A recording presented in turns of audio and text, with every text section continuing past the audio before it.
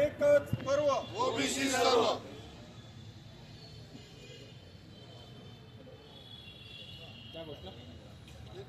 एकच पर्व ओबीसी सर्व एकच पर्व ओबीसी सर्व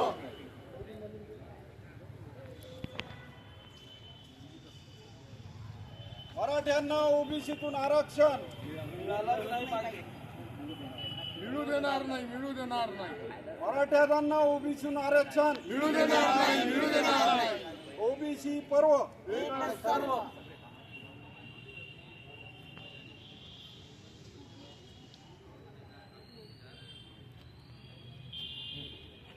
ओबीसी जनमोर्चा महाराष्ट्र राज्य संघटनेतर्फे संपूर्ण महाराष्ट्रामध्ये आज कलेक्टर साहेबांना निवेदन देण्याचं काम अमरावती जिल्हा येथे आम्ही केलेलं आहे। या महाराष्ट्रातील सन्माननीय मुख्यमंत्री साहेब यांना आम्ही निवेदन दिलं आहे की मराठा समाजाला या ओबीसीमधून आरक्षण देण्यात येऊ नये, कारण या संपूर्ण ओबीसीमध्ये 372 जाती आहेत आणि परत हा एवढा मोठा समाज या 372 जाती ओबीसी कॅटेगरीमध्ये आला तर या आज जो आमचा अत्यंत अल्प वंचित ओबीसी आहे त्यांच्यावर अन्याय होईल आणि त्या अन्यायाला हा आज हजारो वर्ष झाले तो अन्यायग्रस्त आहे, परत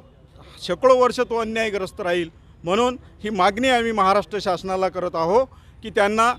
10% आरक्षण दिलेलं आहे ते 10% आरक्षण त्यांनी घ्यावं, कारण ओबीसीमध्ये येण्याचा आग्रह धरून आहे। ओबीसी येण्याचा आग्रह का आहे तर याचं एकमेव कारण आहे की स्थानिक स्वराज्य संस्थेमध्ये ओबीसींना जे आरक्षण मिळतं ते आरक्षण मराठवाडा खानदेश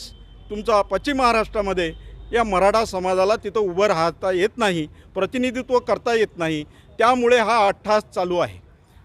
असं आमचं म्हणणं आहे। आणि म्हणून आता जर ओबीसीमध्ये आरक्षण देण्याचं सरकारने ठरवलं तर हा येत्या 8 दिवसामध्ये गणपती उठल्यानंतर संपूर्ण महाराष्ट्रातला ओबीसी या अमरावतीमध्ये पेटून उठून या